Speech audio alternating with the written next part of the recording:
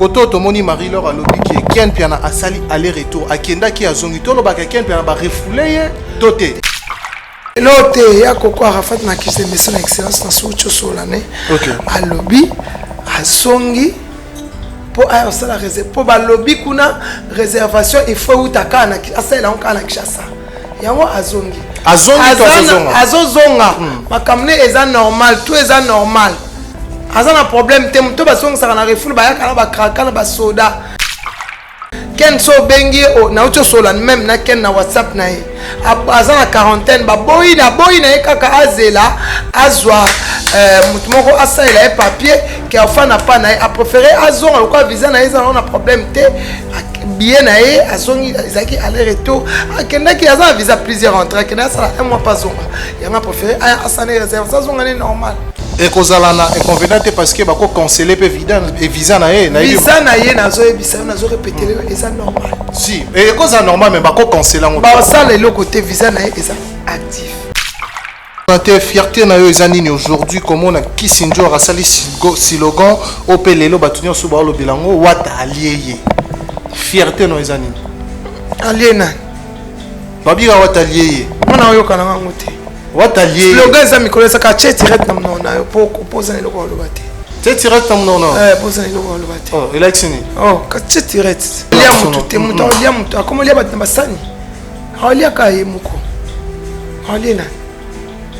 Alina. Et là, tu as besoin de moi. Diviser pour mieux régner. Toi, on attend dans mon soutien. Diviser pour mieux régner. Au finger à battre mon sous pour l'accent. Toi, nous allons que non. La ligne mi pour nous finger le battre. On n'a plus besoin de ça. Tout ça, il y a trop. C'est quoi les alliés? Il faut que l'inga battre. On doit et pas wata l'inga falina wata bayo kana bien. Pour qu'on voit qu'il y ait du bosso. Arrêtez de bien. Yokelanga eloko oyo restaurant business class VIP Bruxelles restaurant business class VIP ezali na ba cuisine spécialisée na ndenge ya mukiete lokola cuisine spécialisée congolaise pe africaine awa soki okoti biloko tu ya mboka okoliango joli kitoko o makayabu kwanga mbinzo ndakala okoliango joli kitoko awa bilubutu elamba maka awa bongo biloko ya kotumba lokola soso ntaba mbisi awe tumba maka joli kitoko na niveau ya kosakana te olie ozamo bimba na restaurant business class VIP na Bruxelles bazali pe na mobange na salle oyo ba organizaka activité ya ndenge na ndenge lokola ba soirée ba anniversaire mariage conférence pe ba activité mususu ekoki kosalema awa ozo tuna ngai soka zali wapi restaurant business class VIP na Bruxelles ezwami na adresse oyo 39 boulevard Jubilé Bruxelles 1080 métro Riboucourt l'une 2 P6 30 51 arrêt Jubilé. Awa na restaurant business class VIP na Bruxelles. Yango nde nzambe ya babilubu o Italie ba congolais pe ba africain. C'est naturel. Gardez bandi na yo toujours. Placide et Bio, le patron de business class.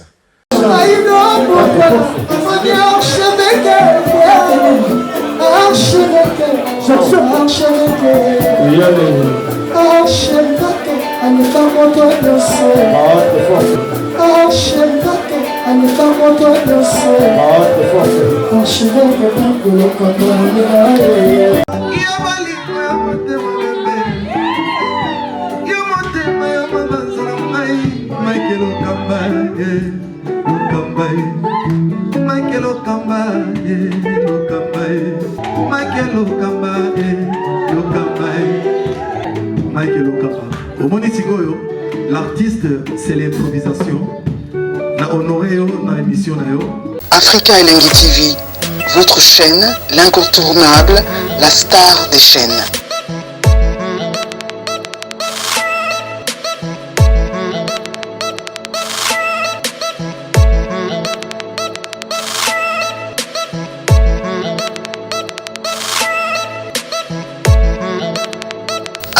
Africa Elengi TV, la magie de l'info. Voilà, chers amis internautes, bienvenue sur Afrique Elengi Télévision, votre chaîne d'actualité, votre chaîne à laquelle nous recevons pour vous les artistes et musiciens, les confrères, les concerts, les artistes et comédiens, les politiciens, bien évidemment les sportifs aussi. Et aujourd'hui, nous allons recevoir pour vous une blogueuse, une influenceuse, notre maman, Manique de John Maniké. C'est avec elle que nous allons entretenir cette très très belle tranche d'animation dans ce beau plateau de l'Afrique Elengi Télévision. Alors je vous suggère de suivre cette émission du début à la fin pour comprendre à la base ce que nous allons parler aujourd'hui. Nous savons que Héritier Watanabe vient de se produire le 13 février pour compte de Saint-Valentin en Istanbul, là où il a fait un concert au préalable très très bien négatif selon les critiques. Aujourd'hui, je crois que celui des derniers a été très positif aussi. Il y avait la foule qui avait répondu présent et j'ai dit merci à la team Wata de bien vouloir faire plaisir aux Congolais de Istanbul, bien évidemment aussi aux Turcs, parce que dans ce concert il n'y avait pas que seulement des Congolais, bien sûr aussi des Turcs. Et j'ai dit un grand merci à toutes ces personnes qui nous soutiennent de partout dans le monde entier. J'ai dit merci à Karine Manessa, British Exikesa, Vicky Kessa, Dani Chandou, les Chinois Congolais, Norfelina NN World Style. Merci beaucoup. Pourquoi pas aussi dire bonjour à Maman Emilie Ndimba, il y a tous Pépé Ambetolo. Je suis avec Manique de John, Jean-Yves Bikouki, les Boas de Bruxelles. Merci beaucoup. Il y a Maman Nabiso Sylvie Bakaji, Topessier Bambo Tebele. Je suis avec Manique, Richard Tessa, Fungola Bisoto et Maman Manique, Tosolanaï. Alors Manique de John, bonjour. Bonjour Kangai. Bonne santé. Santé, ça veut par la grâce de Dieu. Nous avons Salangolo. C'est pourquoi je dis bonjour à mon pasteur Alphonse Kainga et je remercie l'Éternel pour cette soufflette de vie qui est gratuite. Bonjour à Goretti Louvoiseau Mami. Bonjour à Alexandre Kazembe, Bita Moreno, la reine de Brésil, Pamela Mayala, la Pessio Bambote, Koko Arafat Makizembe, son excellence, Alain Chikana Londres, Papi Kelly, et puis la Pessio Bambote, la staff Nyonso, et puis l'équipe Nyonso, et Manique de John Tokos officiel, Long Jambe, les colonels, et Crisco Louvois, les chefs des gangs. Voilà, merci beaucoup Manique et ça empêche aussi votre voix. Moi, Makile Luana, les autres dérangé bisoma Mouki. Alors voilà, Moussa les autres ambola comment on a moni opesi équipe Mobimba Manique de John Tokos officiel. Les autres qui n'est bien, les autres qui n'est bien, nous avons ça la grâce. On a pour nous déjà sur abonné ba au matin. Ba vu les autres à modèle de 20, de 30 000. C'est bon pour Mbemba tambola malé mais makoma. Ok, voilà, Manique Ndetoloba l'autre fois concert Héritier Watanabe na Istanbul. Ils qui vraiment négatif, tout le monde y a tout royo. Ma réponse est qui très positif. Pourquoi le bani pour l'aspire non? En sali plein. Ndi bato baki sali mpeka mbalo a sali plein. Eza nenga bato le balo mabe le balo malamu eza normal. Bato balo ba mabe lobi bato balo ba malamu, ça dit quoi? Kasi mta critique kasi quoi sali plein siko ba futi l'autre. Mbalo a sali plein. Biso à la base et tout moni vraiment Kofi Olomide au tout monde qui yope le baki yango na ba émission qui yé azo mérité passeport diplomatique. Nde ba pesi le passeport diplomatique yango tout moni pe à la base akenda qui ko remettre président de la République aux qui prix au a gagné qui na Frima il y a prix légendaire na kati Afrique centrale et ça les plaisir bato ba sepel nango parmi bato oyo ba senga ki penda eloko wana yo poza ki na kati et c'est moneza ni comment on a demande na yo pe mon konzambo katope ba autorité mboka ba yo kian. Et ça les cas bien, tu peux appeler ça Ferré, appeler ça Félix Oazé quoi, appeler ça Jibin Piana et ça bien. Est-ce que c'est Wata et ça bien. Pour appeler ça on peut na babeta rumba. Babeta rumba na mboka na Ferré, Jibin Piana, on va réciter ça rumba. Ferré, Jibin Piana na héritier Wata. A salimi anchemi de moi simbi. Bon, déjà le corps va silicone vivante, c'est bien. Mais tout le monde est combat falité au bar ici ça rumba fallait la quantité. Oh, fallait arrêter ça rumba mais ba pesi ba camarade na lo ba kelo ya réclamer l'autre hein. Ya za na déjà coca. A coca na ndeni. A coca na nyonso. Asu na lo ko réclamer.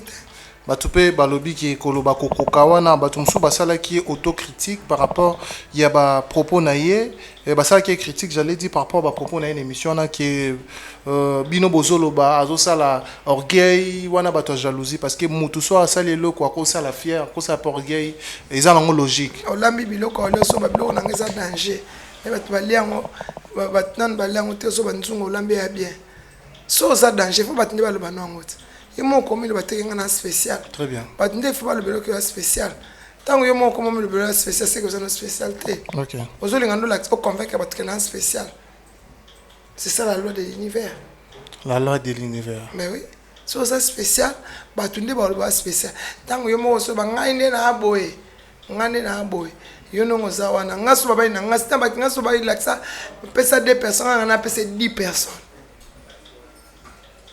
so ya loba pesa 2 personnes ngo pesa 10 personnes 10 personnes oba nga mabeta pe danger donc nati le kolo ko pesa ko de combat 2 personnes wana ezaki émission te ezaki causerie morale causerie morale ndeni ezalaki un journaliste aza ko adorer invité OK c'est ça voilà to umela wana te to bela pe grossesse rebochulo lelo penda ba confirmer bisongo publié par son homme Inosbi tout le monde inde qu'on a vu sur Rebo Rihanna d'Afrique trop belle la grossesse en tout cas bah tu vas applaudir il y a habité netomoni Inosbi a posté moi ciné pour la fête de Saint-Valentin a confirmé biso zemi pendeza munene si tout va bien d'ici là azobota moi nanaye nous l'espérons qu'abota penda kitoko et alors on espère non kolobani abota bien même baba la inde après grossesse pour permettre bana na biso obatala kaye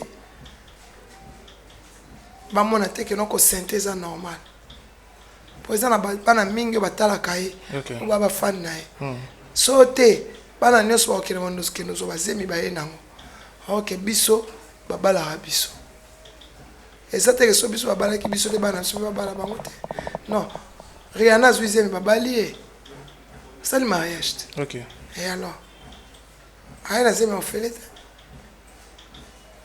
influence ni eza derrière makambo wana nyonso to komona ba publication ko s'affirmer eza te kolanda peut-être pour bato moko basali boye et tout ça là mwana asa bénédiction très bien mais félicitations à sobota mwana mais maman mwana wana azilaki ba sente mwana tazilaki mwana ya na mariage maman ne solinga mwana na ta voile pona ngai asa humiliation mais loko babala pe moi sina zemité tozela soki oboti soki obala tant que l'on humiliation maniquée, toyebi artiste to pe ba star rebelle kozwa zemi wa mona on dirait le mot dérangeant pour ba star congolais ba star congolais français et américain tenité pour tout le monde a même ba grand star ba comédien mo la biso pour ne pas citer le nom otoyebi ba na ba dimanche on a mingi ba na banate mingi pe ba botité mais elle si jeune à si jeune âge andimi ko supporter son wana ba instruct wana andimi a memazemi oh na âge wana babala moi baba na semi en fait chater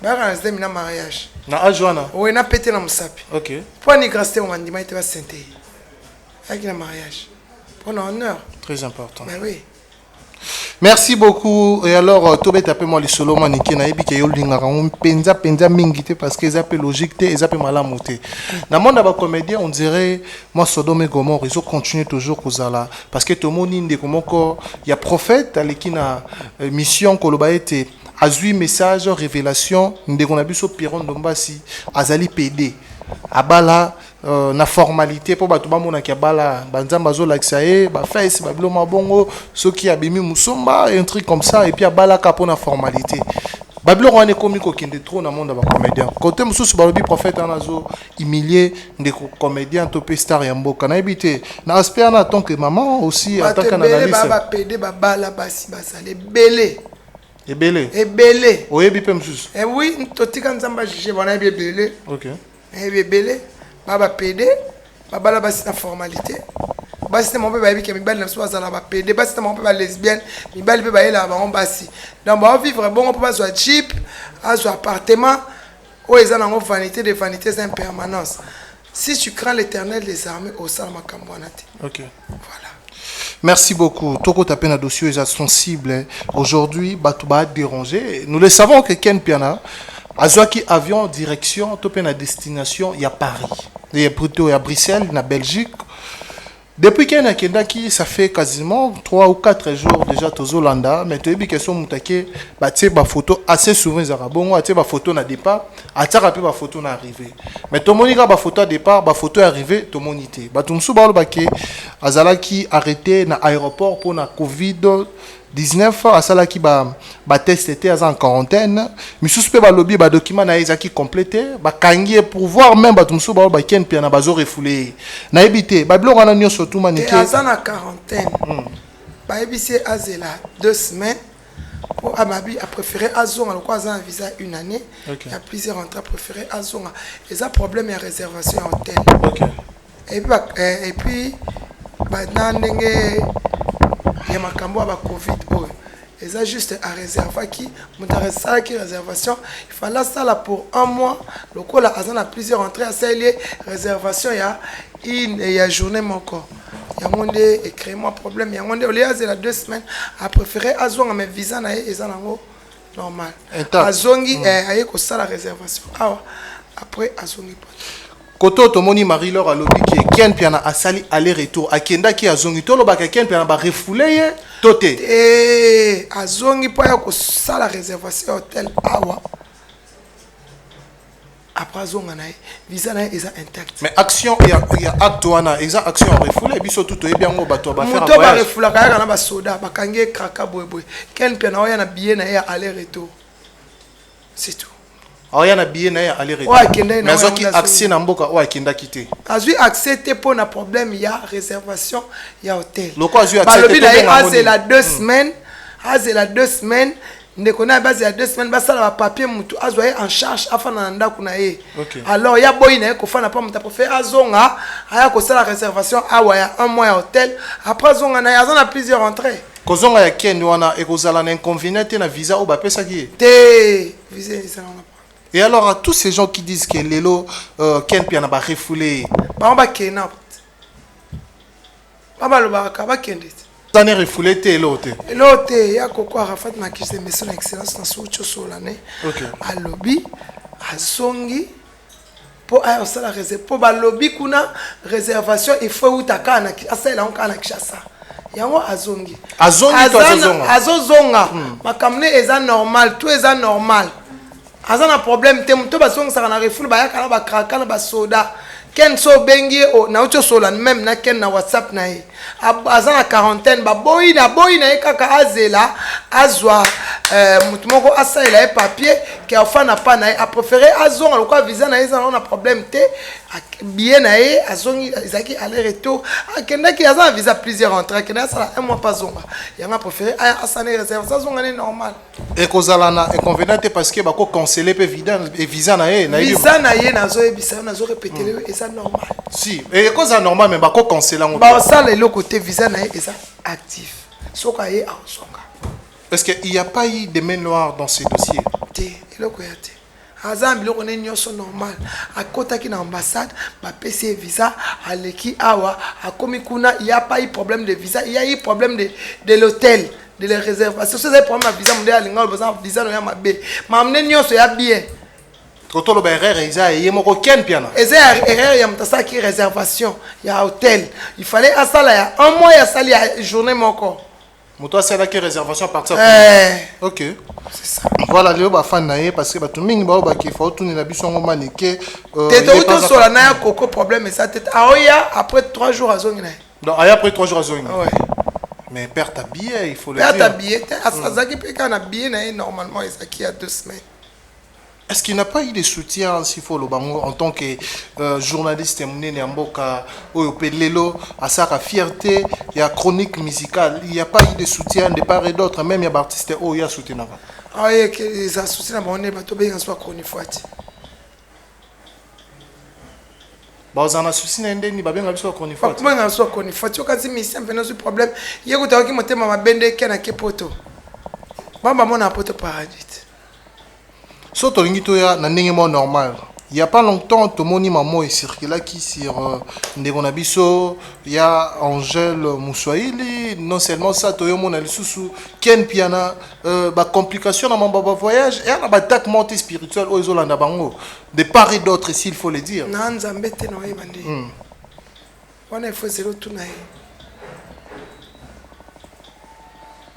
Ça te tente à dire quoi dans cet aspect? Tu as poison. Alors, tu as beau et on a évité à battre. On a pas tout na kena fête té, na kena anniversaire té, on a matanga na binoté. On a ngate. On a na blo na binoté, on a blo na ngamo na sûr que on est on dia boy et sangeloté. Et puis avant d'aller là, on me dit faut me tourner na bien. Même à tous les singa poison, j'ai confiance en mon Dieu qui s'appelle je suis celui qui est là pour te protéger. Si tu manges un poison, ça va se transformer en vitamine. Parce que je suis ton Dieu. Dossier Ken Piana, on a fierté na yo ezanini aujourd'hui comme on a Kissinger a sali slogan opelelo batunyo suba lo bilango wat allié. Fierté no ezanini. Allié na. Babira wat allié. On a yo kana ngote. Wat allié. Slogan za mikolo sa ka direct na mona yo pour poser le logo lo bati. Direct na mona. Poser le logo lo bati. Oh, électionné. Oh, ka direct. Direct. Direct. Na mona poser le logo lo bati. Ok. Merci beaucoup, Maniké. C'est un grand plaisir. Comment il y a Basani? Alia Kaye Muko. Alina. Alina. Et l'autre boy and there one. Divisé pour mieux régner.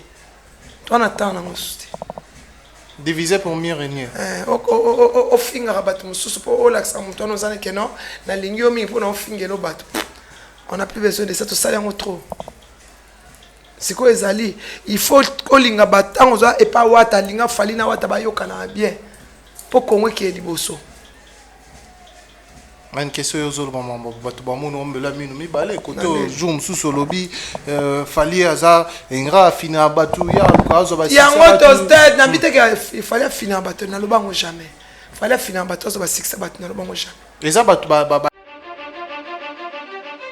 Un nouveau numéro de Flash Info Magazine dans vos kiosques. Fifi Masuka Saini, plébiscité meilleur gouverneur de la RDC, selon le sondage Écho d'opinion. Jean-Marie Kassamba, le précurseur du nouveau narratif, en vendant une bonne image de la RDC grâce à sa chaîne Télé 50, honorée par un trophée de la cage du mouvement citoyen. La ministre Adel Kayunda présente la 4e revue du portefeuille à lire dans le corps de votre magazine d'information. Recensement et identification de la population de la RDC, Richard Ilunga déploie 6 soldats sur terrain pour accroître le rendement de l'office de route. L'opération de mise en retraite est une nécessité, une information à croquer sans modération, à inscrire dans le chapitre d'innovation, Perfect Télévision, une télévision de haute définition qui gagne le cœur de Congolais. À lire également dans le corps de votre magazine, édito de Jean-Marie Bassa, ses chouchous de la presse congolaise, parle de la désinformation comme un danger pour la nation. Dans le corps, l'éditeur principal écrit « Ceux qui fabriquent dans l'ombre de fausses informations visent à faire dérailler le processus démocratique qui pourtant évolue sans heurte dans un pays dont l'histoire est marquée par de soubresauts politiques aux conséquences que l'on connaît parfaitement. Le commandant Michel Ochoudi, injustement vilipendé, le chaise du salon d'honneur en voie d'être renouvelé totalement à l'aéroport international d'Onjili. Tous, derrière nos FRDC. La campagne Bendele Koyate, lancée par le ministre de la Communication et Médias, porte-parole du gouvernement Patrick Mouyaya Katembwe, apporte 6 fruits. Le nouveau directeur provincial intérimaire à la direction générale des douanes et assises des GDA de la province du Haut-Katanga s'imprègne de la situation générale. 24 pages d'informations générales, 24 pages de connaissances et promotions, 24 pages qui fait de vous roi d'infos pour ne rien rater de l'actualité en temps réel. Restez connectés sur le www.flashinfo.com. Langage codé jamais na langage codé tenga za ouverte kasho mulangi ya la te autant na pesa na kata mulangi so na besoin lo bano na lo bano oh mama na mona lo bani bo mutu yo pesa na nga vite mama na nga nzambe na pona mona nzambe te nzambe na nga mama na nga oh nga za langage codé te ana lo bani na njoro ba vérité ah ata la pesa qui est pesa mais na lo baki faux ezaki réel poza en cachant moulangité. Atikasho moulangini na tchenga. Na ya internet koluka poto te, na ya koluka ndaku te, na zana ngwe pa na biso ngana koma propriétaire. Makabo succession na biso kabola ba bien. Na 3 hectares na nga minene na monga fula. Oh te na mitene te na kinko na monga fula kimbondo. Place à bien que terrain était comme à $20,000. Eh, non na soma mutu tenga. Biso bakatela biso nzela. Na pesa ya na nga mire okito motema junior okito prêtre. Nga ba somo wana te. Maniketa ngolo ba mambo zo banga poison te. Nga sopi nga poison. Na sina liango déjà na kufa. Nga yevit. Ke ba trop ba beto de dose. Ba sala ngo elo ba sala elo côté. Nzambo nga ndimela ke les maîtres de temps et de circonstances, les créateurs. Il s'appelle Je suis. Il est le même hier, aujourd'hui, éternellement. Il suffit là, ça a raison. Son a un tort. Alors il fallait botika nga mona juger. Bon, on a droit sur yé, on a droit sur les. Très bien. Voilà. Voilà, merci beaucoup Tolo Belapé Maman Mindoul. Et aujourd'hui, Fabrika, ça fait 10 ans de carrière. Tomoni, présent, c'est à Kofi Olomide, Oezaki Penta, qui toko, c'est pas ça qui va village, tout y a Villanova. Na 4 à 10 ans de carrière, on a Kolobani. Félicitations. C'est tout. Depuis Bengi Kofi Olomide, nous savons qu'il y avait eu trop des acharnements. Bengi, où est raté? Oui, il n'y a pas Zala qui est invité, mais je ne sais pas s'il était venu. Naza Pene formaté sur 10 ans de carrière, c'est bon. Il est à féliciter. Bravo, l'artiste. Bravo, l'artiste. Voilà, merci beaucoup, Maniké. Naïbité, s'il faut encore épingler quoi sur les dossiers de Ken Piana question sous Zala qui dans tous ces dossiers. Que diriez-vous et que souhaiteriez-vous pour votre confrère et frère Ken Piana au au travail? Aya na ya ofutane biya okende. Nenga biya afuta ki na mbone azonga pe afuta subiye. Ana visa une année. Bobo ya bondima asaki na bobaki wa okende te. Ake déjà. Ah oya, so azaki muto azolenga pota nga alinga fada 2 semaines la quarantaine azela badabit a préféré zonga. Aya o réservé à zonga. C'est ça, merci beaucoup. Alors, quel sera les mots de la fin pour cette émission après tout chiter? En tout cas, Yago Melina Swamba, chez Tchonga, Ebele, et Zakaka, arrêtez de diviser pour mieux régner. Biso Zana Bisoana. Merci beaucoup à tout le monde. Merci beaucoup à m'abonner à Africa Lengi TV. Merci pour aujourd'hui. Merci beaucoup. Ça n'est fini pour aujourd'hui. Je crois que c'était un grand plaisir de savoir que vous étiez si nombreux. Yolanda Bisso, Boulandi Maniké, je crois que cette intervention sur le dossier de Ken Piana. Après, je vous dis un grand merci. Bonne suite de programme sur Africa Lengi Télévision. Je vous dis bye bye, à la prochaine.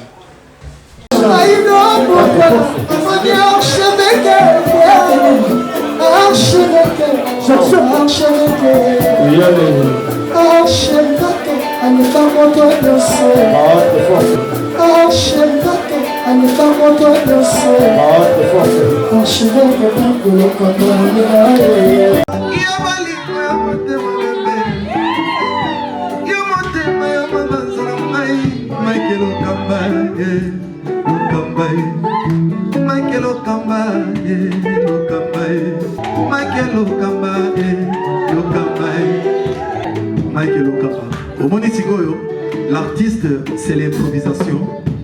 Na honoré na émission na yo. Africa Lengi TV, votre chaîne, l'incontournable, la star des chaînes.